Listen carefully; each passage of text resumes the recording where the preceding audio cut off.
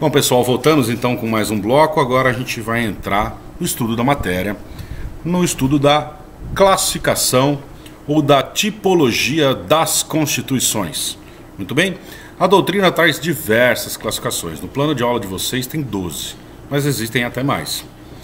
Eu trouxe as 12 mais importantes, que são mais cobradas aí em concursos públicos, prova da OAB, e que vão ser mais úteis para a gente no estudo da Constituição. Muito bem, por que a doutrina resolve trazer classificação, tipologia, né? Para infernizar a vida do aluno, para ele ter que saber as classificações? Não, essas classificações existem para que a gente possa estudar e compreender como as constituições se comportam, tá bom? Então, na realidade, embora pareça ser uma coisa que você precise decorar, não é nada disso. Na realidade, o estudo da classificação das constituições, ele se destina a gente entender como são as constituições, para que elas servem, né? Como elas se comportam. Não só nós, dentro dessas classificações, nós vamos estar sempre pincelando como é a nossa em relação a esta classificação. Isso vai ajudá-los a compreender de melhor forma como é a nossa Constituição. Tá legal? Então vamos lá. A primeira classificação trazida diz respeito à origem da Constituição. Como se origina a Constituição? Nós temos aqui as constituições outorgadas, as constituições promulgadas, as constituições cesaristas ou bonapartistas e as constituições pactuadas. Tá legal? Então vamos lá. O que é uma constituição outorgada? Uma constituição outorgada é uma constituição imposta por uma autoridade, né? Ao contrário da constituição promulgada, que é aquela que é fruto de uma Assembleia Nacional Constituinte eleita com o objetivo de construir, de edificar a Constituição. A Constituição outorgada, portanto, ela é imposta por alguém, tá? Por um ditador, por um imperador, por um rei. A promulgada não. A promulgada ela é construída por representantes do povo que se reúnem em uma Assembleia Constituinte para a construção, para a edificação, para debaterem e chegarem a um termo final que vai ser a Constituição daquele país. Vamos verificar se nós temos exemplos de constituições outorgadas e constituições promulgadas na nossa história. Vamos ver? Então, qual que é a primeira Constituição brasileira? É a Constituição de 1824. A Constituição de 1824 é a Constituição do Império. Portanto, ela é a Constituição imposta pelo nosso imperador, que é D. Pedro I naquela época, né? D. Pedro I reuniu uma assembleia, os legisladores, pediu para que o Poder Legislativo elaborasse uma Constituição à altura do seu imperador, mas ele não ficou contente com o resultado, não. E aí então ele criou uma Constituição e impôs essa Constituição. Portanto, é uma Constituição outorgada. Na sequência, nós tivemos a Constituição da República, né? A Constituição de 1891. A Constituição de 1891 foi uma Constituição promulgada, democrática.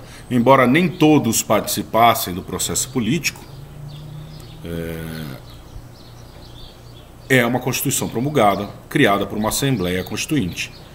Bom, logo em seguida, nós tivemos a Constituição... Logo em seguida não, algum tempo depois nós tivemos a Constituição de 1934, também uma Constituição promulgada, uma Constituição democrática.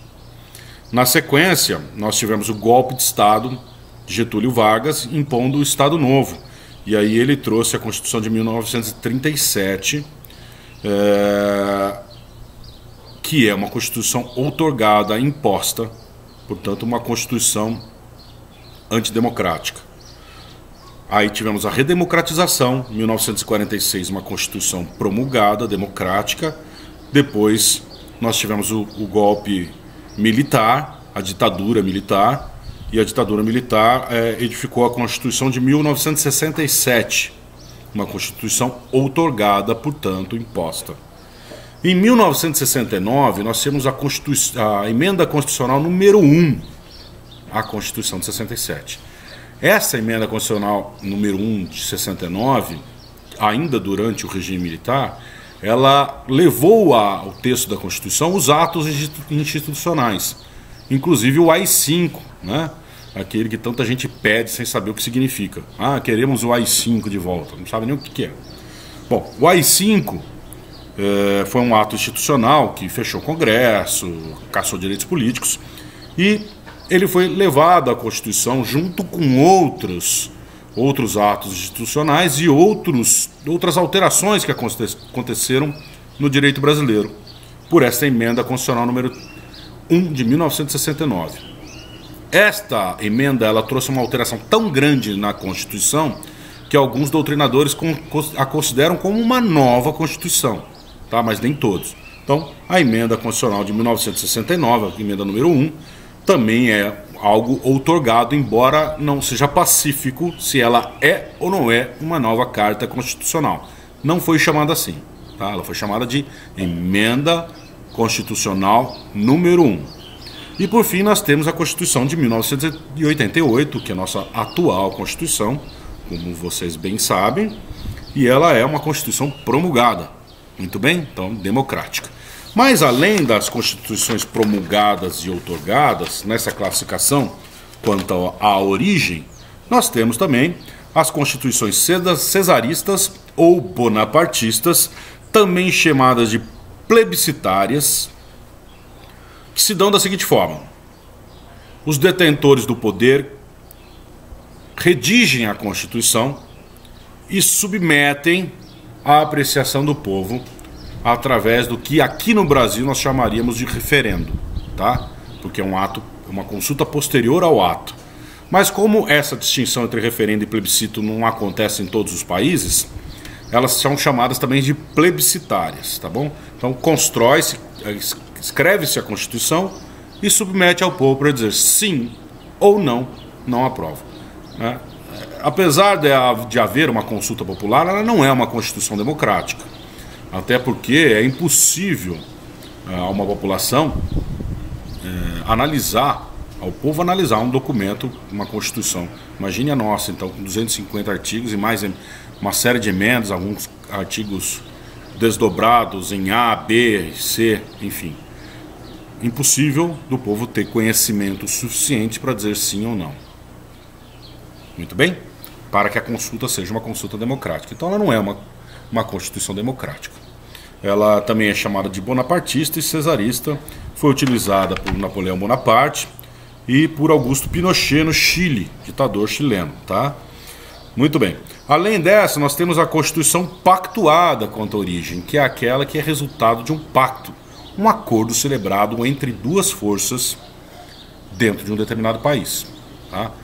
Lembram da Magna Carta de 1215? Ela é um documento que é citado pelos doutrinadores como uma Constituição pactuada, um exemplo de Constituição pactuada, embora ela não tenha esse status de Constituição, tá?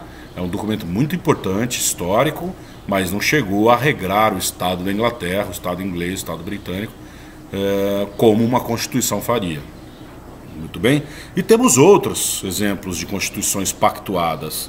Nós temos a Constituição Francesa de 1791, nós temos vários documentos ingleses que a gente estudou, Bill of Rights, Petition of Rights, aqueles documentos que acabaram por limitar o poder do monarca, na evolução do parlamentarismo inglês, que a gente estudou. Muito bem, esses documentos são documentos pactuados entre o parlamento, uma força, e o rei, a outra força, tá? E temos a Constituição da Espanha de 1845, de 1877, da Bulgária, enfim. Temos vários documentos que são exemplos de constituições pactuadas, tá bom? Então, esta é a nossa classificação quanto à origem. Outorgada, promulgada, outorgada imposta, promulgada democrática, criada por uma Assembleia Nacional Constituinte, cesarista ou bonapartista um determinado poder cria a Constituição e submete à apreciação do povo, e as constituições pactuadas, que são resultado de um acordo entre duas forças. Muito bem? Então vamos lá. Quanto à forma, as constituições podem ser escritas ou não escritas, ou ainda instrumental e costumeiras ou consuetudinárias. As constituições escritas, elas são caracterizadas por um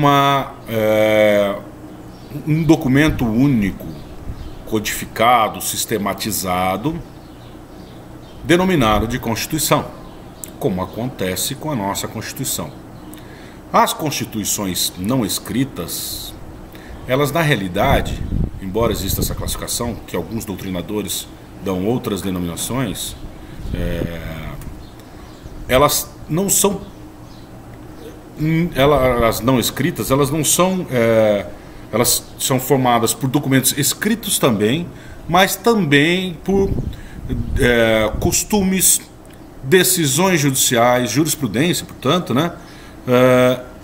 Em vários documentos reunidos com esta finalidade, que são reconhecidos pela sociedade como documentos, costumes e decisões que compõem um arcabouço jurídico elevado à condição de Constituição pela sua importância. Tá? Então isso acontece na Inglaterra, por exemplo. Então na Inglaterra nós vimos lá aqueles documentos todos, mesmo a Magna Carta de 1215, né? E depois todos aqueles documentos que se destinaram à limitação do poder do monarca durante a evolução do parlamentarismo, mais os costumes, mais a jurisprudência inglesa, compõem o ordenamento constitucional inglês. Não existe um documento chamado de a Constituição inglesa, tá? Diferentemente da nossa. Nós temos a Constituição brasileira, muito embora nós temos que lembrar o seguinte: a Constituição brasileira prevê, no seu artigo 5º, no parágrafo 3º, que aqueles documentos resultantes de acordos internacionais sobre direitos humanos que ingressarem no ordenamento brasileiro com a forma de aprovação da emenda constitucional, terão status de norma constitucional. Lembram disso? Ó? Vamos lá. Os tratados e convenções internacionais sobre direitos humanos que forem aprovados em cada casa do Congresso Nacional em 2 turnos, por 3/5 dos votos dos respectivos membros, serão equivalentes a emendas constitucionais. Esses tratados e convenções internacionais sobre direitos humanos, portanto, quando eles forem aprovados com esse quórum de emenda, que é justamente a aprovação em 3/5, em 2 turnos, nós vamos estudar a emenda, a Constituição, nós vamos ver com mais calma. Esses tratados, então, eles ingressam com o status de norma constitucional, muito embora eles não estejam lá no código, lá na Constituição, dentro da Constituição codificada, tá? Eles também são normas constitucionais, tá ok? Então nós temos aí pelo menos 2 documentos já aprovados nesta forma: o Tratado de Nova York, que trata dos direitos das pessoas com deficiência, e o Tratado de Marrakech, que trata dos direitos das pessoas com deficiências visuais. Tá legal? Então nós temos ao menos esses 2 documentos. Nós estudamos aqui então as 2 primeiras classificações, tá ok? Quanto à origem e quanto à forma. Voltamos no próximo bloco para estudar mais algumas classificações. Até já.